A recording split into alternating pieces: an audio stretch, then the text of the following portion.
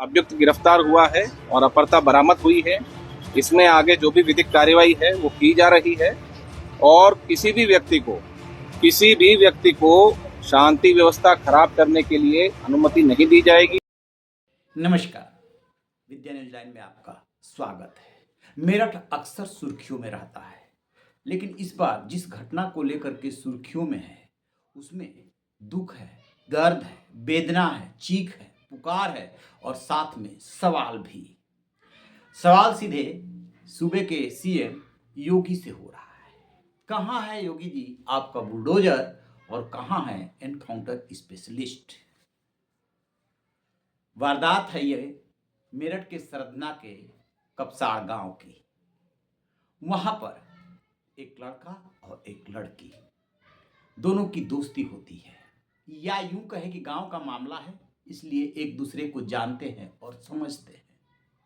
लड़का कब लड़की को चाहने लगा ये तो नहीं पता, लेकिन कुछ ऐसा हुआ जिसको लेकर के गांव में पंचायत भी हुई और वो पंचायत अपने समाज के हिसाब से फैसला सुनाया, लेकिन उस फैसले पर अमल नहीं हुआ।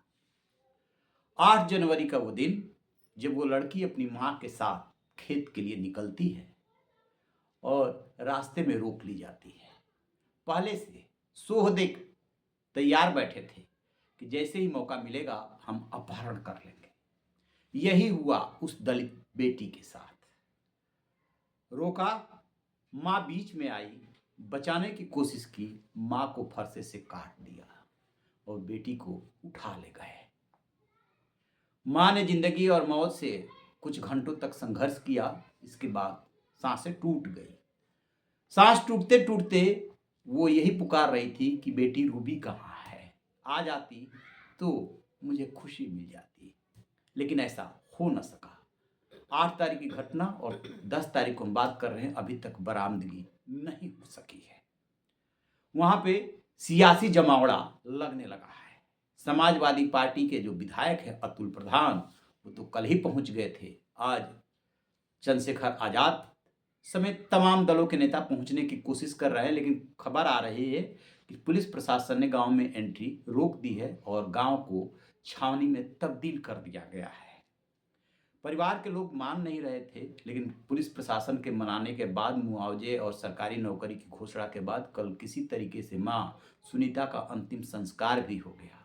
लेकिन सवाल पीछा नहीं छोड़ रहे हैं, क्योंकि सीएम योगी के काम काज का कुछ ऐसा स्टाइल है जिसमें सख्ती है, जिसमें न्याय है। ऐसा माना जाता है कि उनके उसमें शासन में क्राइम कम हुआ, लोगों में खास तौर से बदमाशों में खौफ पैदा हुआ। लेकिन ऐसा नहीं है कि सब कुछ ठीक हो गया। जो लड़का है वो राजपूत समाज से, नाम है पारस सोम, और लड़की है वो दलित परिवार से है।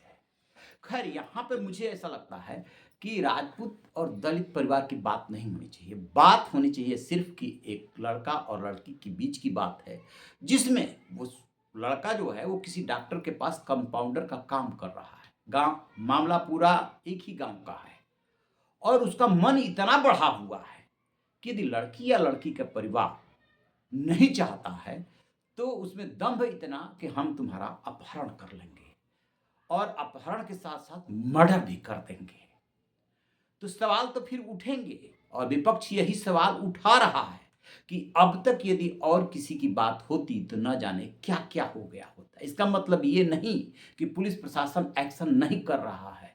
दर्जनों टीमें बनाई गई है, जगह जगह छापेमारी हो रही है, उत्तराखंड तक पुलिस पहुंच रही है, लेकिन अभी तक लड़की की बरामदगी नहीं हो पाई है।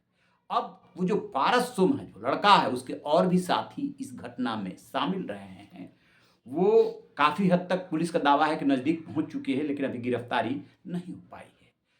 पिता जो है सत्येंद्र लड़की के, और 3 भाई, उसमें से सबसे बड़े भाई नरसी है, बीच में सोमवीर और फिर शुभम, वो यही सवाल पूछ रहे हैं कि न्याय देते हैं। वो तो पिता जो है सत्येंद्र, वो तो प्रधानमंत्री मोदी से सीधे सवाल कर रहे हैं।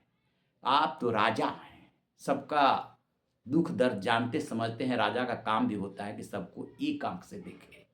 क्या देखा जा रहा है? ऐसा नहीं कि पुलिस प्रशासन या सरकार ने मुआवजे या आर्थिक सहायता की घोषणा कर दी या दे दिया, प्लस सरकारी नौकरी की बात कह दी, आश्वासन दे दिया, तो उन लोग मान गए। वो कह रहे कि नहीं, ठीक है, जो आपने दिया हमने ले लिया। हमें तो चाहिए। भाई पूछ रहे हैं, हमारी बहन कहाँ है? 48 घंटे हो गए।